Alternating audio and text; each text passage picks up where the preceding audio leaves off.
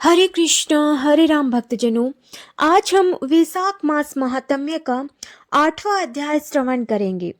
तदंतर मैथिली ने कहा, हे ब्राह्मण, जलदान ने करने से इक्ष्वाकु वंशधर राजा का 3 जन्म चातक होना और मेरे घर में गृह गोदी बनना ठीक ही हुआ, क्योंकि साधु महात्माओं की सेवा ने करने से गिद्ध की योनि पाई। परंतु आपने जो यह कहा कि उसे 7 जन्म तक कुत्ते की योनि मिली, यह बात मुझे बहुत अनुचित प्रतीत होती है कि उसे बिना किसी कारण ही कुत्ते की कुयोनि क्यों मिली। हे विप्रवर, मैं आपका प्यारा शिष्य हूँ, आप मेरे इस संशय को दूर कर दीजिए। राजा के प्रश्नों को सुन महायशस्वी श्रुतदेव धन्य धन्य कहकर कहने लगे, हे राजन, हे पाप रहित, जो तुमने पूछा है मैं उसका समाधान कहता हूँ। यही बात कैलाश के शिखर पर शिवजी ने पार्वती से कही थी। सब लोकों की रचना कर उनकी आमाशुकिम और ऐहिक 2 प्रकार की स्थिति बनाई, जल सेवा, अन्न सेवा और औषधि सेवा। हे महाभागे, ये 3 ऐहिक इस लोक की स्थिति के हेतु हैं। साधु सेवा, विष्णु सेवा और धर्म सेवा, ये तीनों परलोक की स्थिति के हेतु हैं। ऐहिक हेतुओं का करना तत्काल धन संपत्ति देता है। ऐहिक हेतुओं का करना तत्काल धन संपत्ति देता है। अप्रिय बातें कहना भी दुख का हेतु होता है। यहाँ एक पुराना इतिहास वर्णन करते हैं, जो ऐसा पाप नाशक और अद्भुत है जिसके सुनने से रोमांच हो जाते हैं।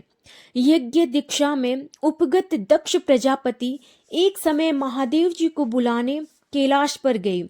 उन्हें देखकर उन्हीं की भलाई सोच महादेव जी ने उठकर आदर नहीं किया। शिव जी ने सोचा, मैं संपूर्ण देवताओं का गुरु हूँ। स्वामी सेवक के आने पर पति स्त्री के लिए, पुरुष गुरु शिष्य के लिए नहीं उठते। जो स्वामी स्वयं भृत्यादि के लिए उठते हैं, उनकी आयु, धन और यश तत्काल नष्ट हो जाता है। इसीलिए मुझे उठना उचित नहीं है। यह मेरा प्यारा ससुर है, ऐसा विचार कर दक्ष प्रजापति की भलाई सोच महादेव जी आसन से ने उठे। तब महादेव जी द्वारा उठकर आदर ने किए जाने के कारण दक्ष प्रजापति को बड़ा क्रोध आया और अनेक प्रकार से महादेव जी के आगे ही निंदा करने लगे कि ऐसा अहंकारी, जिसका धन केवल एक बूढ़ा बैल है, कपाल की हड्डी धारण करते हैं, शमशान में घर हैं, सर्पों के आभूषण धारण कर रखे हैं, संग में रात दिन भूत प्रेत पिशाच ऐसे ऐसे दुर्जन रहते हैं। दुरात्मा नारद के बताने से मैंने अपनी कन्या सती का विवाह इसके संग कर दिया। यह भी अलग धर्म वाली हो गई। मैं इसे कभी नहीं सह सकता। मेरी पुत्री से भी मुझे कुछ प्रयोजन नहीं। ऐसा विमूढ़ात्मा दक्ष ने सती और शंकर को निमंत्रण नहीं दिया और अनेकों प्रकार के कुवाक्य कहकर चला गया। तदंतर यज्ञ स्थान में जाकर ऋत्विक और मुनियों को संग ले विधि पूर्वक यज्ञ करने लगा और शंकर जी की निंदा करता रहा। ब्रह्मा और विष्णु को छोड़ सिद्ध, चारण, गंधर्व, यक्ष, राक्षस और किन्नर आदि सब देवता यज्ञ में आए। तब सती की इच्छा अपने कुटुंबियों से मिलने तथा उत्सव देखने की हुई। स्त्रियां स्वभाव की चंचल होती हैं। महादेव जी के मना करने पर भी जाने की मन में ठान ली। महादेव जी बोले, हे वरवर्णिनी, सभा में बैठकर वह मेरी निंदा करते हैं जो तुमसे सही न जाएगी और तुम निश्चित ही शरीर त्याग दोगी। अतएव तुम अपने पिता के घर मत जाओ, वहां जाने से तुम्हारा कल्याण नहीं।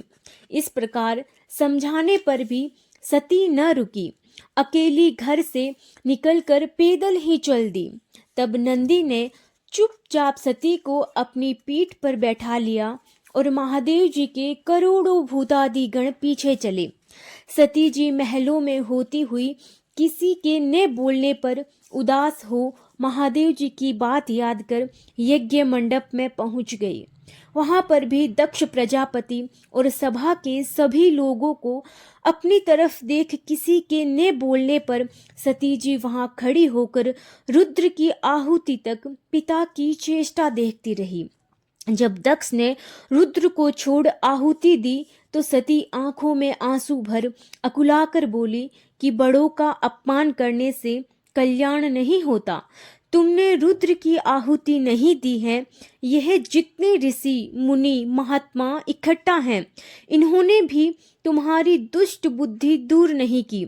विधाता इनके भी विमुख ज्ञाता होता है। सती को ऐसी बात कहने पर पूषा देवता मुख फाड़ हंसने लगा। शुक्राचार्य दाढ़ी और मूछ फड़फड़ाने लगे। बहुत से भुजा पांव और कक्षाओं को फड़फड़ाने लगे और दक्ष निंदा करने लगा।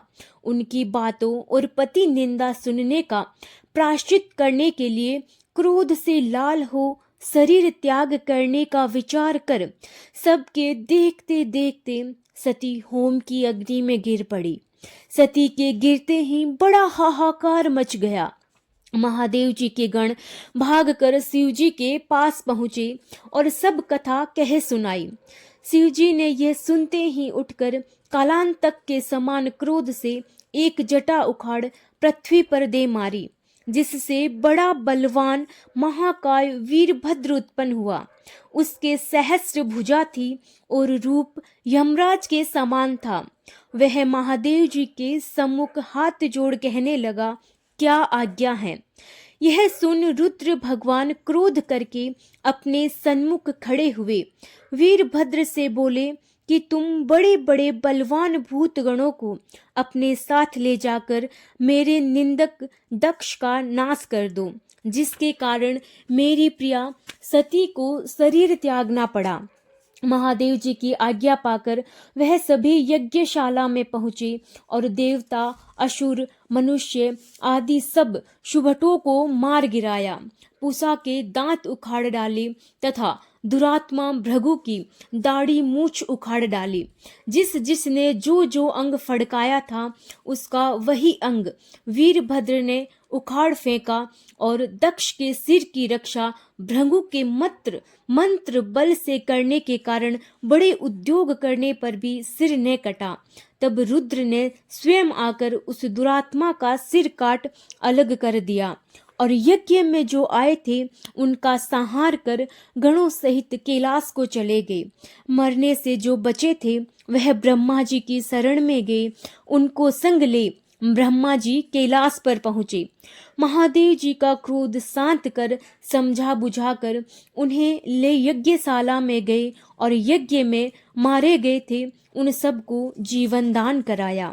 सदाशिव ने दक्ष के धड़ पर बकरे का सिर रख दिया।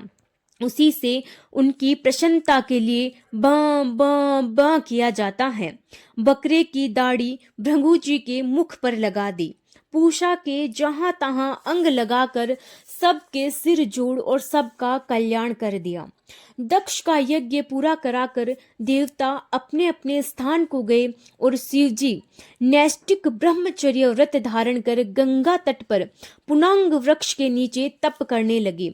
दक्ष पुत्री सती ने हिमाचल के घर उसकी स्त्री मेनका के गर्भ से जन्म लिया और वहीं पर उनका पालन पोषण होने लगा। इतने में तारकासुर नामक एक राक्षस उत्पन्न हुआ और परमेष्टि ब्रह्मा से वर पाया कि सिवाय रुद्र के महाबली पुत्र के तू किसी से भी नहीं मरेगा। यह बात सुन उसने सोचा कि शिव जी के तो कोई स्त्री ही नहीं है, पुत्र कहाँ से होगा। वह सब लोगों और देवताओं को सताने लगा। सब देवताओं ने दुख पा ब्रह्मा की शरण ली। ब्रह्मा ने देवताओं को समझाया कि रुद्र भगवान की पत्नी सती ने पहले अपने पिता के यज्ञ में शरीर त्याग अब हिमाचल के घर जन्म लिया है, जिनका नाम पार्वती है, और रुद्र भगवान हिमाचल के शिखर पर घोर तप कर रहे हैं। किसी तरह पार्वती का पाणी ग्रहण रुद्र भगवान से कराना चाहिए। ब्रह्मा के यह वचन सुन सब देवता इंद्र को लेकर अमरावती पुरी में गए और बृहस्पति जी से सलाह कर अपने कार्य सिद्धि के लिए इंद्र ने नारद और कामदेव को बुलाया। उन दोनों को बुलाकर नारद जी को हिमाचल के पास पहला भेजा कि वह अपनी पुत्री को, पहले दक्ष की कन्या थी, उसको शिवजी की पत्नी बनाने को नियुक्त करे। नारद जी से जैसा कहा गया वैसा ही करने चले।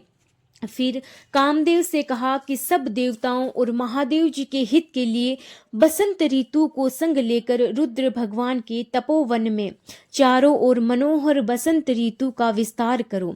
वहां पार्वती जी महादेव जी के पास पहुंच जाए, तब धनुष पर बाण चढ़ाकर ऐसा मारो कि महादेव जी के मोहित होने पर, उनका संगम होने पर सब कार्य पूरे हो जावे। कामदेव ने जो आज्ञा कहकर बसंत ऋतु अपनी स्त्री रति और अनुचरों के संग ले उसे और शीघ्र जा अपनी शक्ति से असमय में बसंत ऋतु उत्पन्न कर दी, जिससे चारों ओर वन में शीतल मंद सुगंधित वायु चलने लगी।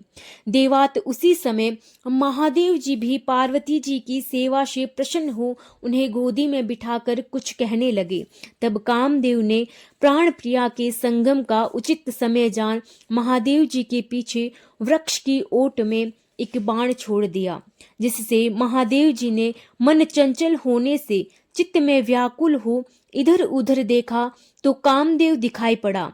क्रोध से अपने मस्तिष्क के तीसरे नेत्र को खोलकर पार्वती को दूर करके ऐसी तीक्ष्ण अग्नि प्रकट की कि सब संसार भयभीत हो गया और उस अग्नि से धनुष बाण सहित कामदेव भस्म हो गया।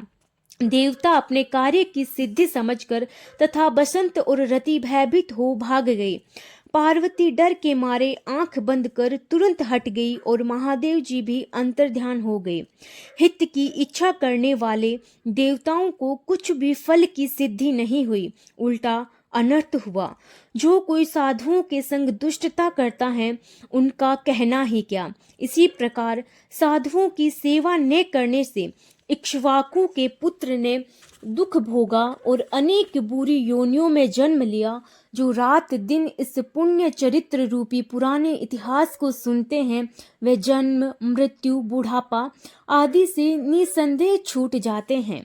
हरे कृष्ण हरे राम 8वां अध्याय यहीं समाप्त होता है। हरि शरणम हरे कृष्ण हरे राम।